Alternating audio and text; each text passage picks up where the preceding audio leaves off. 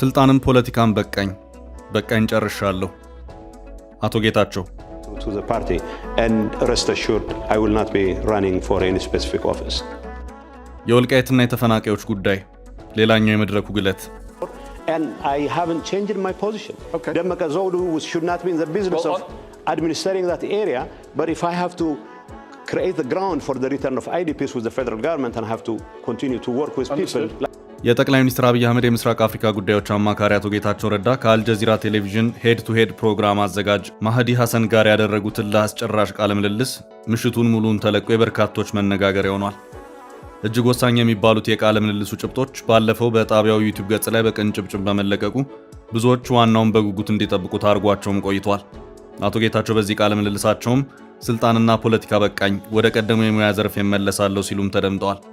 አቶ ጌታቸው ስልጣኑን ፖለቲካውን በቃኝ ያሉት አስረግጠውና ለሁለት ጊዜያት ያህል ደጋግመው ነው። I'll be gone.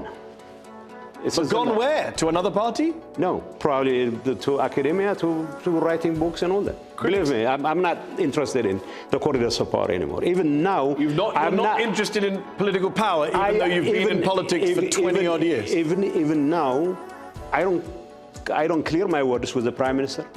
አቶ ጌታቸው በቀጣዩ ምርጫም ለየትኛው የፖለቲካ ኃላፊነት እንደማይወዳደሩም ተናግረዋል። And rest assured I will not be running for any specific office.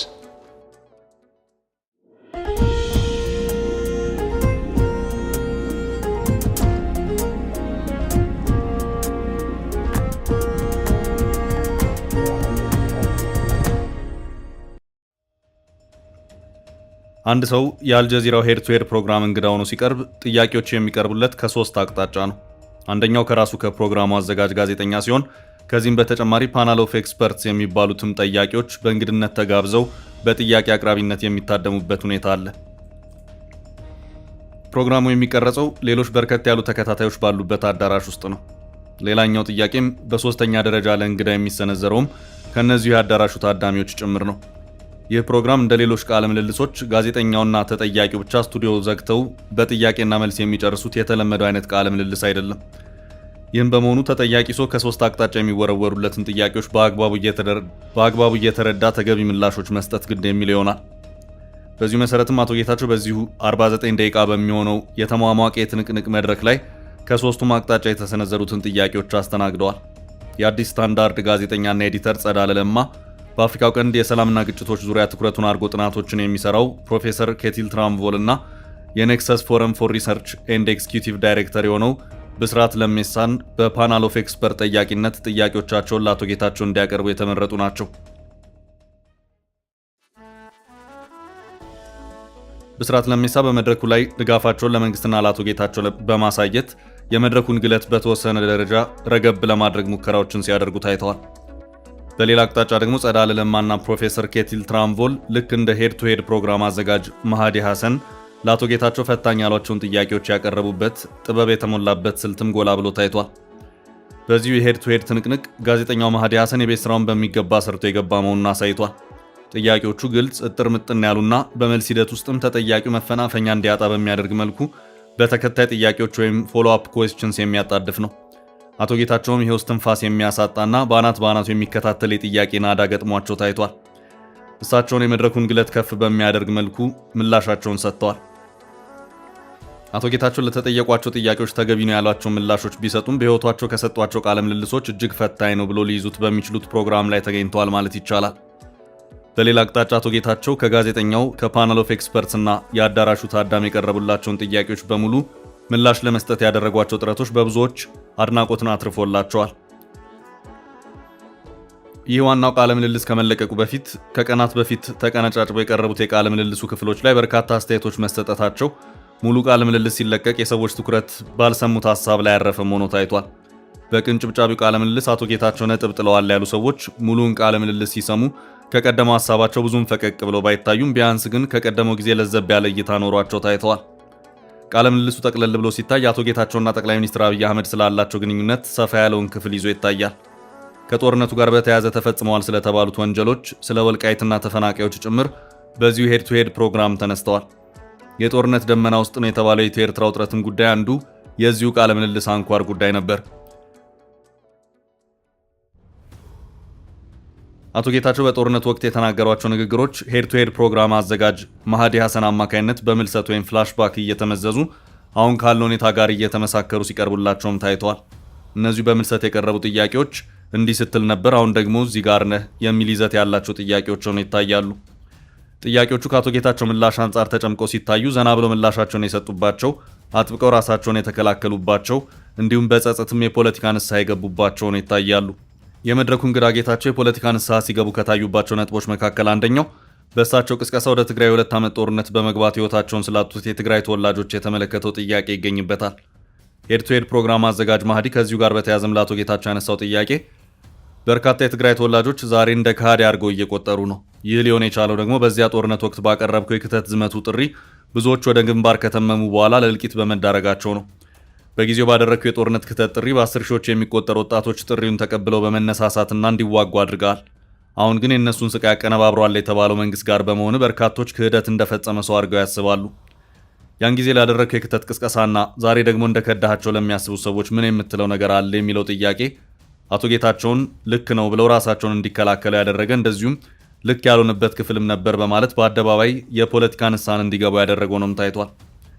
አቶ ጌታቸው ልክ ነው ያሉት የትግራይ ተወላጆች ራሳቸውን መከላከል በአንድ ላይ ወጥተዋል መባሉን ነው። ጌታቸው ረዳ እዚሁ ሁለት ነገሮች አሉ። ተጋሮች ራሳቸውን ለመከላከል በጅምላ መውጣታቸው ትክክለኛ ነገር ነበር። እነሱን ተነሱ ብዬ ጥሪ ማቅረቤም ትክክለኛ ነገር ነበር። ነገር ግን እኛ እንደ አመራር አባላት ህዝቡን ክፉኛ መክዳታችን ግን አግባብነት ያልነበረው ነው በማለትም ሌሎች ጓዶቻቸውን አካተው ጸጸታቸውን ገልጸዋል።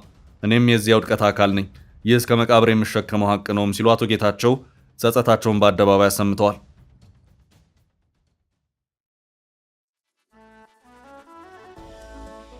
በጊዜው እኛ ማስተዋሉ ቢኖረን ኖሮ በዚያ ጦርነት ያለቁት ወጣቶች ለዚያ የጦርነት እልቂት አይዳረጉም ነበር።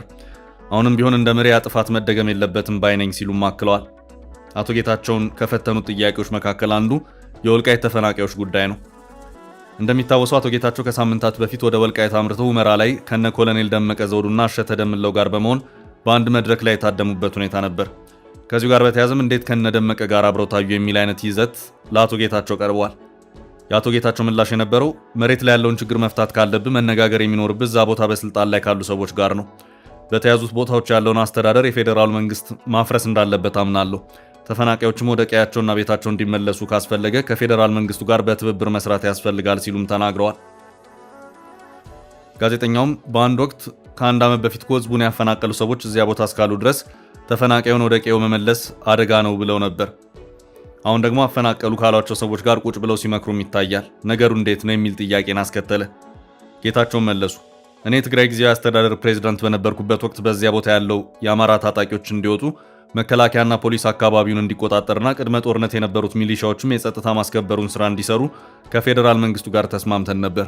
የአቋሜ ዛሬም አልተቀየረም። ተፈናቃዮች ወደ ቀያቸው እንዲመለሱ በማድረጉ ረገድ ያን አካባቢ በማስተዳደሩ በኩል ግን በህጋዊ አስተዳደር ውስጥ ምንም አይነት ግንኙነት የሌለው ደመቀ ዘውዱና ከፌዴራል ጋር መነጋገር አለብኝ ሲሉ ምላሻቸውን ሰጥተዋል። And I haven't changed my position. Okay. Demeke Zewde should not be in the business of administering that area, but if I have to create the ground for the return of IDPs with the federal government and have to continue to work with people. አቶ ጌታቸው ረዳ በዚህ ጠንከር ባለ ቃለ ምልልስ ስለ ራሳቸው ከተናገሯቸው አዳዲስ ነገሮች መካከል አንደኛው በቀጣይ በፖለቲካው እንደዚሁም በመንግስታዊ ኃላፊነት መቀጠል የማይፈልጉ መሆኑን ነው። ከዚሁ ጋር በተያያዘም ወደ መጻፍና የማስተማር ስራ ውስጥ እመለሳለሁ፣ እንደዚሁም በምርጫም አልወዳደርም ሲሉም ተሰምተዋል። ከሁለት አስርት ዓመታት በላይ በከፍተኛ የመንግስትና የፖለቲካ ስልጣን ላይ የቆዩት አቶ ጌታቸው በዚሁ ቃለ ምልልስ በግልጽና በማያሻማ ቋንቋ ከዚህ በኋላ በቃኝ፣ የህይወት አቅጣጫ ሌላ ነው ሲሉ ተደምጠዋል። አቶ ጌታቸው ይህንን ያሉት በ2016 ቃለ ምልልስ ባደረግንበት ወቅት የመንግስት ሚኒስትርና የህወሓት ቃል አቀባይም ነበርክ። አሁን ደግሞ በጠቅላይ ሚኒስትር አብይ አህመድ መንግስት ውስጥ የህወሓት ተቃዋሚ ሆነሃል። አሁን በሚቀጥለው ዓመት ደግሞ የት ልትሆን እንደምትችል አይታወቅም እየተባለም ነው። ሰዎች ይህንን ሰው በምን መልኩ በአቋሙ እንመነው እያሉ ይገኛሉ በሚል ለቀረበላቸው ጥያቄ ምላሻቸውን በሰጡበት ወቅት ነው። አቶ ጌታቸው በዚሁ ምላሻቸውም ማበርከት የሚገባኝ አስተዋጽኦ በሙሉ የማበረክተው ለትግራይ ህዝብ የተሻለ ህይወት ነው። ይህ በተሳሳተ መንገድና ቀመር ያለ አመራር ካለ ደግሞ ጥየው ከመሄድ ውጭ ሌላ አማራጭ የለኝም ሲሉም ምላሻቸውን ሰጥተዋል። ጋዜጠኛው ጥያቄውን አስከተለ። ጥሎ የምትሄደው ወዴት ነው? ወደ ሌላ ፓርቲ ወይስ ወዴት የሚል ጥያቄ ነበር። አቶ ጌታቸው ሲመልሱም ምናልባትም ወደ አካዳሚክ ስራዎች ወይም መጽሐፍ ስራ ላመራ እችላለሁ። ከዚህ በኋላ በስልጣን የመቆየት ፍላጎቱ የለኝም ነበር ያሉት። አቶ ጌታቸው በዚህ ቃለ ምልልስ ስልጣን በቃኝ ያሉት ሁለት ቦታ ነው። አንደኛው ወደ መጽሐፍና የትምህርት ስራ መለሳሉ ባሉበት ምላሻቸው ሲሆን በሌላ አቅጣጫ ደግሞ ስለ አዲሱ ስምረት ፓርቲያቸውና ስለ ቀጣይ ሀገራዊ ምርጫ በተጠየቁበት ወቅት ነው። ጥያቄውም እንዲህ የሚል ነበር። በቀጣይ ኢትዮጵያ ሀገራዊ ምርጫ ይካሄዳል። ቀደም ሲልም እንደተገለጸው ስምረት ፓርቲ የሚባል ፓርቲ አቋቁማቸዋል።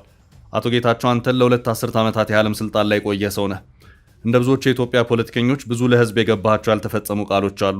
ለኢትዮጵያ ሰላምና መረጋጋት ሲባል እንደዚሁም አዲሱን ትውልድ ጭምር ወደ ስልጣን ለማምጣትም ጭምር በማሰብ ጠቅላይ ሚኒስትሩን ጨምሮ ዘወር ወይም ገለል የምትሉበትን ወይም ከፖለቲካ ጡረታ የምትወጡበት ሁኔታ ይኖራል።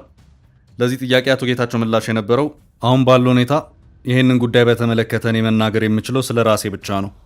ይህንን ጉዳይ በተመለከተ ስለ እኔ የተናገርካቸው ነገሮች በሙሉ ትክክል ናቸው። እኔም ሆነ የኔ ስራ የቅርብ ባልደረቦቼ መሬት ላይ ያለውን እውነታ ለሚረዳና ሀገር ለመምራት ብቃት ላለው አዲስ ትውልድ ስልጣን ማሸጋገር ይገባናል የሚል እምነት አለኝ የሚል ነበር።